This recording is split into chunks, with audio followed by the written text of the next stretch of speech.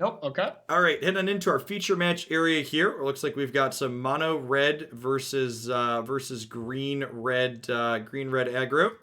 Okay. Players are keeping here, and we'll be underway.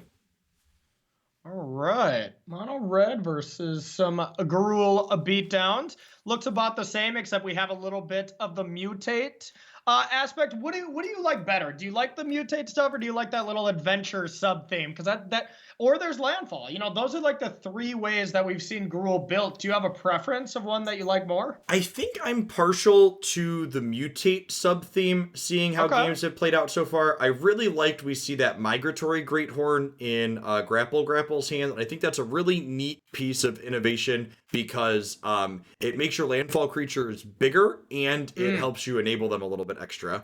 I also think that because you're in that mutate sub theme, you have Gem Razor as a card that you want to play, and these 4-color Omnath decks are playing Dryad a lot of the time, and being able to kill that makes their mana a lot worse.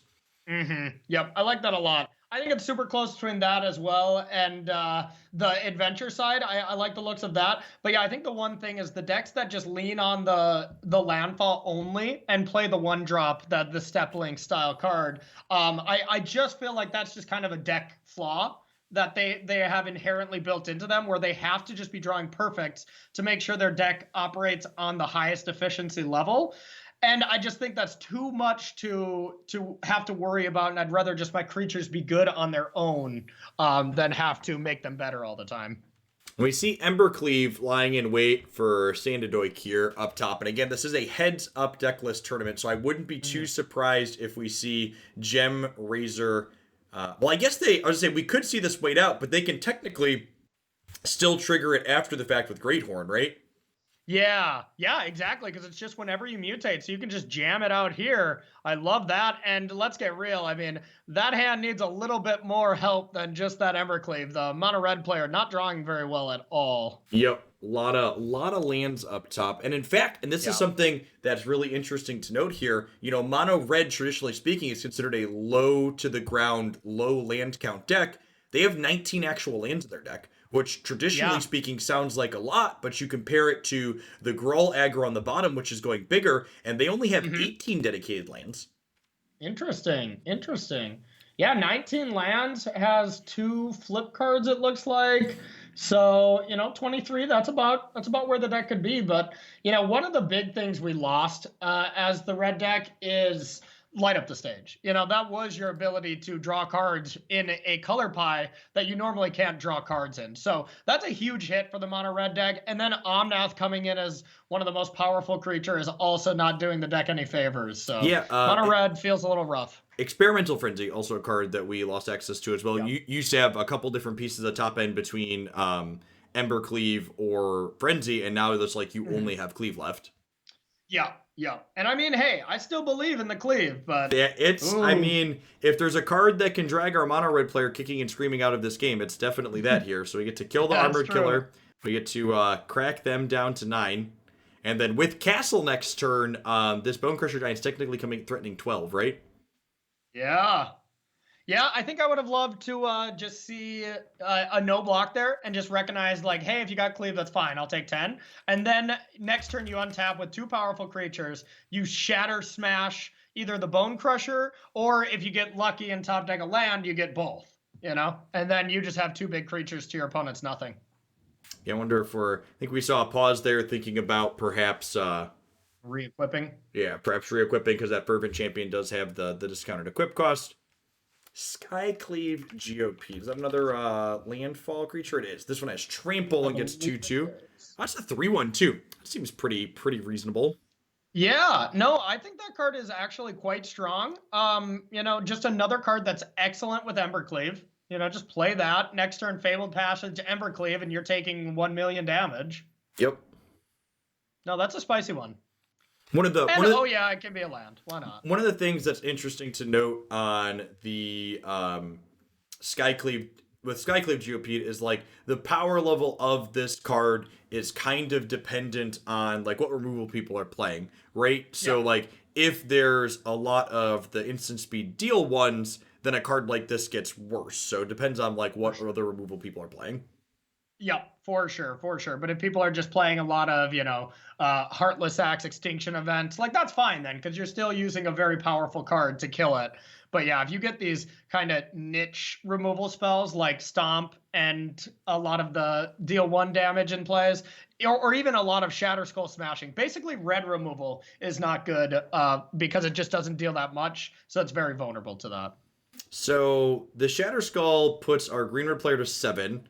So any haste creature here is lethal or burn spell because the equip is free, and then you get to, yeah, robber should be lethal, right? Because we get to robber, equip, and then 6/7, castle. yeah. Or you just robber equipped the Ember Cleave to it. That's 6+1. Yeah, Yep. impressive. Really, really close game there. Yeah, close game. I think that block was the pivotal moment. The block or no block there. And yeah, it was a very close one taken down by red. Impressive. So we see not 1, not 2, not 3, but 4 copies of Red Cat Melee very quickly coming in out of the sideboard there. Again, kind of seeing what we talked about earlier, which is that in these post-board games, these aggressive decks often tend to pull up and become more interactive here. Yeah. Man, 4 copies of Red Cat Melee is nice. That's got to feel pretty bad for the mono red deck.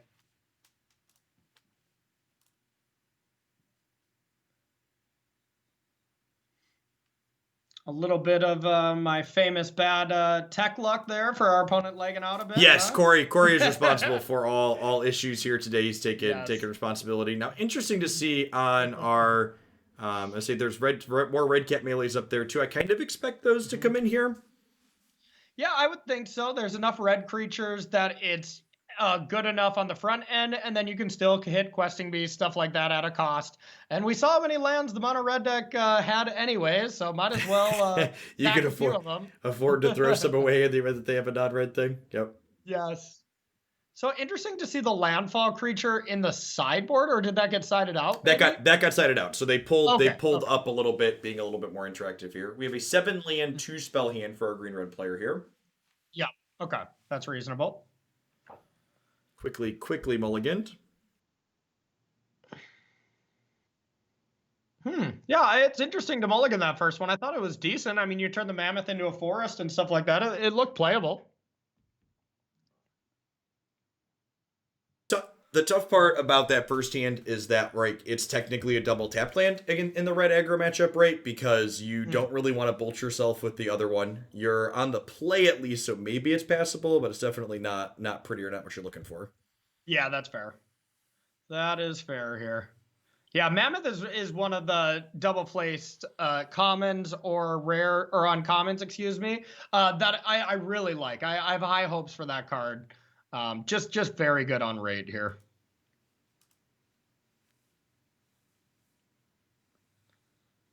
We see that double fervent champion start for our mono red player here. Very, very good. Getting to attack for 4 on the second turn of the game is quite good. Yeah, that's strong. And the 1/1 Stone Coil Serpent, maybe not the most ideal looking here, but it did line up, did definitely being the keyword here, a nice Gem Razor turn to make it into a 5/5, which is very, very tough to deal with from the red side. Yep. So I assume we're going to see a bolt here, so that way we can play this as a 3/3. So that way we can theoretically threaten to block the 2/1s. Mm-hmm. Yeah, then, normally you don't want to take... Oh, sorry, go ahead. If we see the Annex come down here, the Gem Razor is going to have a very good curve. Mm-hmm. Yep, they'll get 2 satyrs though, and we have Torbran here, so you gotta like the mono red player's chances here. Kind of everything seems to be lining up pretty decently, as well as a mulligan here from Grapple to leave himself disadvantaged. Okay, there's a 4th land for the Questing Beast next turn, so you get to go ahead and kill this. So the Torbran, this is a 7/7 on the Stone Coil Serpent, but the Torbran makes everything else hit for an extra 2. So if you eat a Fervent Champion, you're still taking 10 on Sandaloc's next attack. Yeah, not looking great here. And I mean, you just have to make that play, right? Like you're happy to chump attack here if it puts him down to 2, and you're a mono red deck that has burn spells. So yep. really, really tough here. I mean, what do we even need here? What can we even draw? Red Cap Melee doesn't even do it because you still just died to the 1/1s. Yep. So yeah, I think it was just at 0 outs there. Brutal. Water, wet, grass, green, mono, red, good, week 1. That's an evergreen statement. That's for sure. Evergreen statement for sure. Into the royal eruption. All right, let's Impressive. let's dive on into our see where our time shifted feature is at.